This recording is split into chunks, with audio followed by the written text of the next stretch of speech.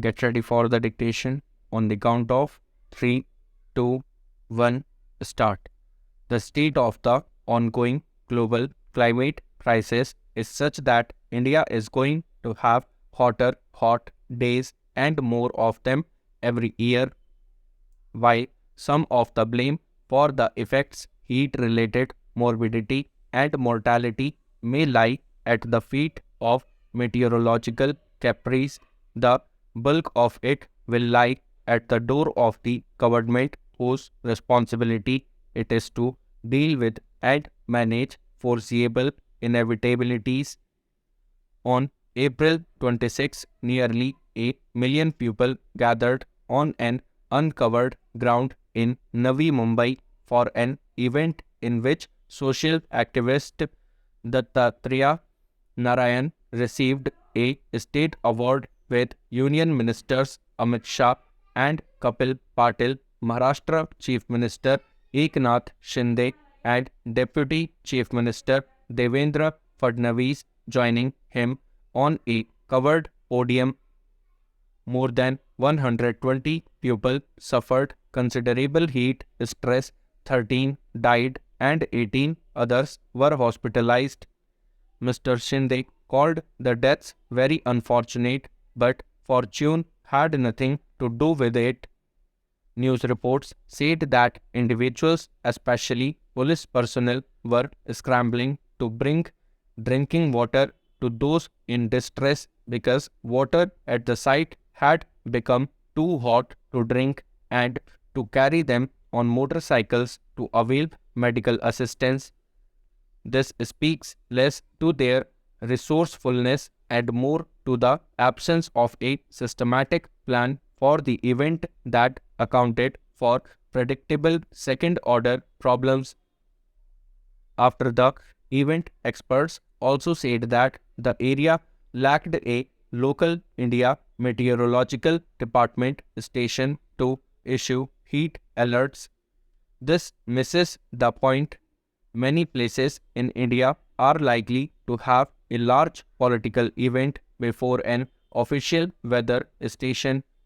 This, together with the rapid onset of India's heat crisis, puts the spotlight on the fundamental yet elusive cause of climate-related injustice, the persistence of conditions in which some people are at the mercy of their employers or their leaders in order to survive a hot day, or as at the April 16 event, even a few hot hours, as long as this imbalance in relationship is allowed to exist. Heat action plans and heat alerts can only be of limited benefit.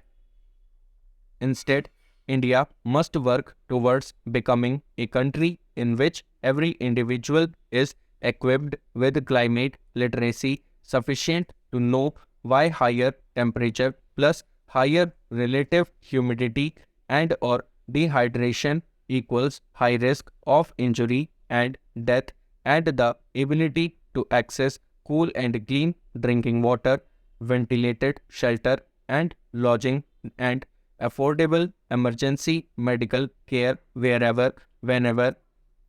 Notice how these requirements are similar to those required to respond to the COVID-19 pandemic and, in fact, most national crises. This is not a coincidence. Governments must destroy conditions in which people are denied the means to prepare themselves for a crisis. But on April 16, a government created them. Months ahead of the assembly elections, the ruling Congress is facing an internal rebellion in Rajasthan. Party leader Sachin Pilot has revived his campaign to become Chief Minister, replacing Ashok Gehlot. Mr. Gehlot is in no mood to yield and party MLAs are largely with him. Mr. Pilot was the state party chief during the 2018 election and hoped to be the chief minister when the Congress won. That is not how it turned out, and Mr. Pilot settled for the post of Deputy Chief Minister while remaining party chief. In July 2020, he rebelled openly, demanding the top post for himself. That ended up very badly for him. He lost both posts while Mr. Gehlot tightened his grip over the party and the government in the process. Last year, Mr. Gehlot emerged as the consensus candidate for the post of Congress President, rekindling Mr. Pilot's hopes of succeeding him in Rajasthan. But Congress MLAs in Rajasthan revolted this time against the move to install Mr. Pilot as the Chief Minister. In the end, Mr. Gehlot stayed on as Chief Minister and Mallikarjun Kharge became President of the party. Mr. Pilot is trying his luck again by ratcheting up pressure on the party and Mr. Gehlot. Mr. Gehlot is a seasoned and astute politician with his ear to the ground. He has built a political narrative around fresh modes of welfare and social justice, in the process trying to make himself seemingly irreplaceable. Mr. Gehlot worked towards enhancing his popularity through compassionate management of the pandemic measures to mitigate the impact of price rise, and most recently with a new law that expands access to health care. Whether all this will yield the Congress votes is to be seen. However, changes at the top at the 11th hour are more likely to damage the prospects of the party at the hustings. The Congress does not need to look further than its most recent disaster in Punjab in 2021, where it effected a change at the top on the eve of the assembly election.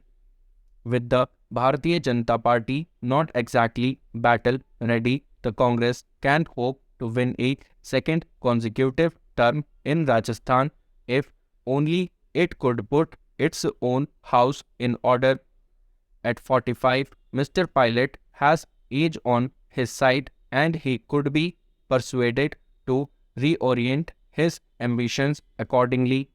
Mr. Gehlot should show sagacity, Mr. Pilot patience, and the high command leadership for the Congress to advance in Rajasthan.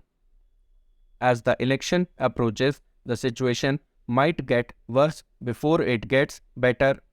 The high stakes might prompt one or the other to overplay their hand.